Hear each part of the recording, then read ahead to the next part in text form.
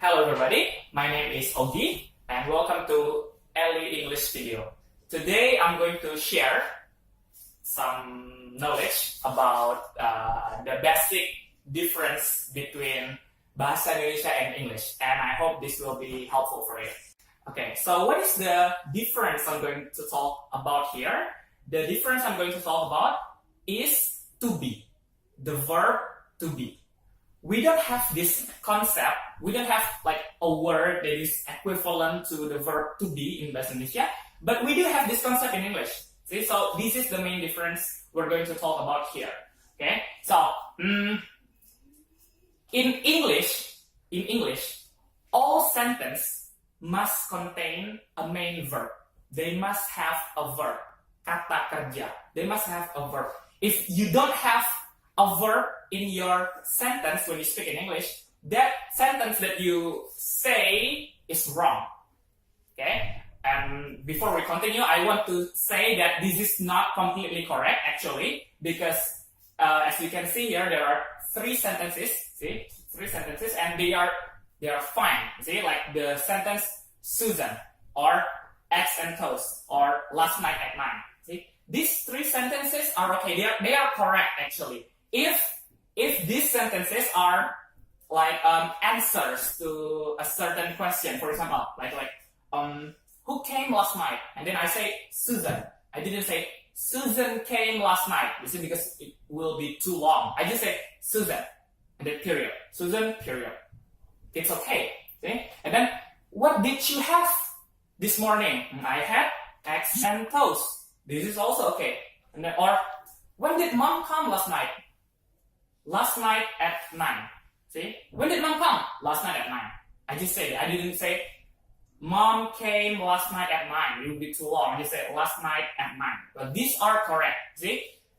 These are correct sentences, even though there is not a single to be here. I'm sorry, there is not a single verb you can find here. See? So, but these sentences are not going to be the sentences we're going to talk about, because these are there's a fancy term for this. I think if you find it in search it in Wikipedia, they say this is a minor sentence. Is it like a short sentence as an answer to question? These are not going to be the sentence we're going to talk about, so I'm going to erase it. The sentence I'm going to talk about are the major sentence, the complete sentence, complete like in a traditional sense, like a complete, like there is a subject and then there is a predicate. Those are going to be the sentences we're going to talk about. So I have written down 4 sentences in Bahasa Indonesia on my right. Okay, so pria itu seorang guru, mereka di rumahku, komputernya mahal. And then the last one, aku belajar di kamarku. Now you, because you're Bahasa Indonesia native speaker, I believe you can see that there is nothing wrong with these 4 sentences. I also am a Bahasa Indonesia native speaker, so I know. See, these sentences make sense. See, there's nothing wrong. They are grammatically perfect.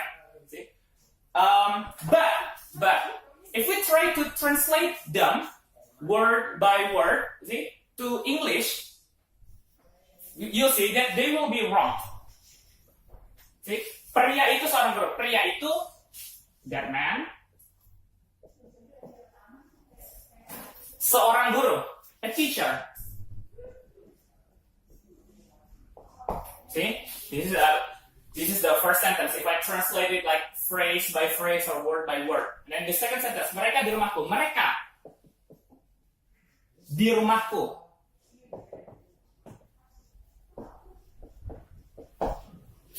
And then the third one, komputernya mahal. The computer, komputernya mahal, expensive.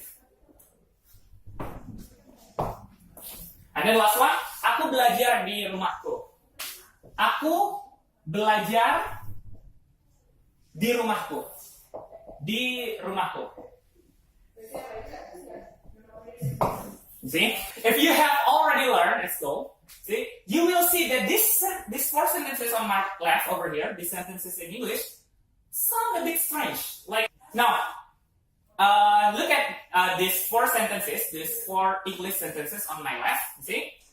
I translate these sentences from these sentences in Bahasa Indonesia. See, phrase by phrase or word by word. See? And only one of it is correct. Three of them are wrong. See? This first sentence is wrong, second sentence is wrong, third is also wrong. Only the fourth sentence is correct. And why is that?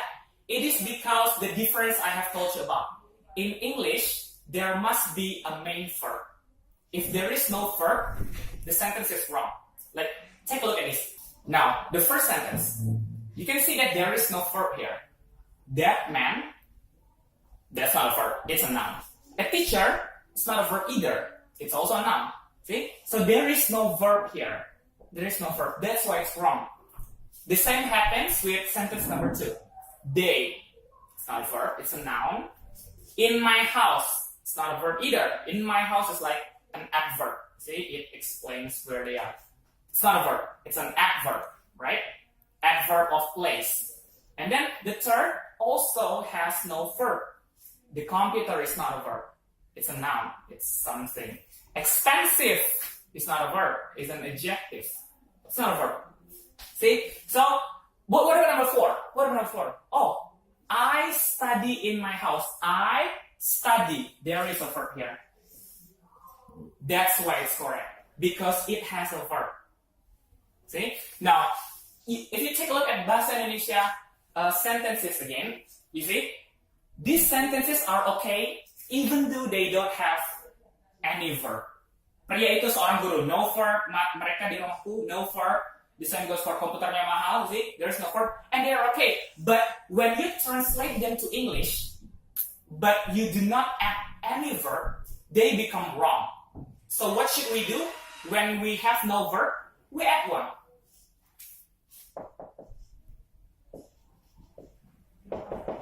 We add the verb. And the verb is to be. To be. If you check it in dictionary, you will see that to be is a verb. See? So, what we've learned is that when you speak in English, you see, when you're a Bahasa Indonesia speaker, right? You have a Bahasa Indonesia sentence in your mind and you translate it to English. Do not forget that Bahasa Indonesia and English has a subtle difference, which is English sentence must contain a main verb. If you translate them without their main verb, it would be wrong. You see? It would be wrong. So the key here is to know whether you have the verb or not. You see? Verb. The verb. The key is to know a verb and to know whether there is verb here or not. So what is a verb? If you ask me that question, I think I cannot explain it to you like perfectly either. You see? If you see in dictionaries, there will be some like confusing explanation there. See? But from my experience, I have seen that actually verbs are a word, you see, that explains action. You see? Something like stand, to sit, to walk, to talk, to see, to write, to read, stuff like that. Well, this is not always the case. For example, there are some verbs that do not show action. Something like the word to have. Mempunyai. Like, what is the action that I should do if I want to do have? Like, I have a marker. But I don't need to do anything, right? I mean, I can just do nothing, see? And I still have that marker, see? I still do the word, I still do the verb have, see? And the other is this, the verb to be. There is no action for this either, to be. I am a teacher. What am I supposed to do this word to be, see? Like, there's no particular action that I need to do. But I say that those verbs are really small in number, see? So they are not many. Like, perhaps 9 out of 10 verbs are action verbs. Like, they show you an action. Like that, okay? Okay. we will end this video with some sample sentences. Okay? So I will mention some sentence in Bahasa Indonesia and you try to guess what it means. Like, how do you say it in English? Okay? Are you ready? Okay. How do you say apel merah itu manis? Apel merah itu manis. Okay. Can you guess it? The answer is the red apple is sweet. Now, take a look at this.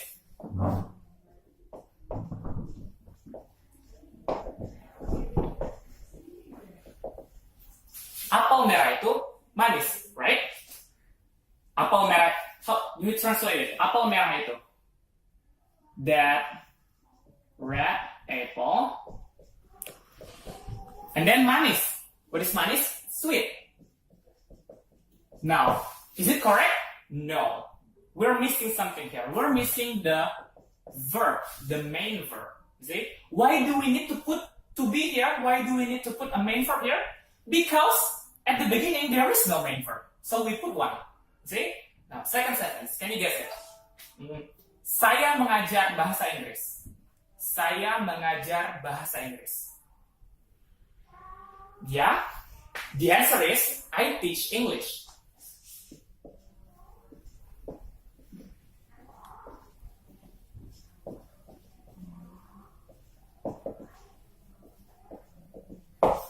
See, saya mengajar bahasa Inggris.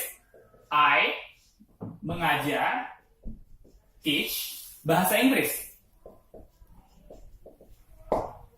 English, I teach English. Do we need to be here? Do we need to put like I, what is to be for I? Am. Do we need to say I am teach English here? No, we don't need to. Why?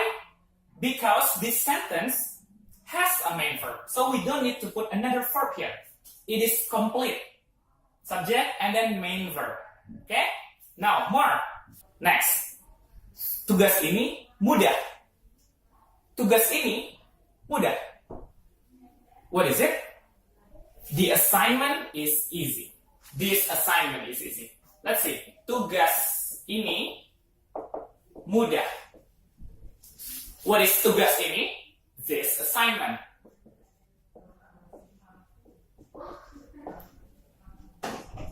Sorry. What is mudah? Easy. Now, is it correct? No, of course not. We have learned that if there is no main verb, we have to put a main verb here. We have to put the verb. So this assignment is not a verb. It's not like an action, like what I told you, right? A verb is, like most of the time, a verb shows an action. This assignment, that's not an action. Easy is not an action either. See? So there is no main verb. We put a verb here. This assignment is easy. See? And then, last one. Let's try something a bit longer. Wanita dengan kacamata bundar itu bekerja di rumah sakit. Let's write it down first. So how do we translate this? We translate the subject first. Wanita dengan kacamata bundar itu. That is the subject. So what is wanita dengan kacamata bundar itu? The woman with round glasses. The woman with round glasses bekerja di rumah sakit. Bekerja, works, di rumah sakit, in a hospital. Now, do we need to be here? Do we need to add another verb here? No. The answer is no. Why? Because bekerja is the main verb. It has a verb already, so we don't need to put another verb. Okay, that will be all for today. I hope it is useful. If you have questions or comment, please write it down below. And keep learning, keep looking forward to our new video, and bye!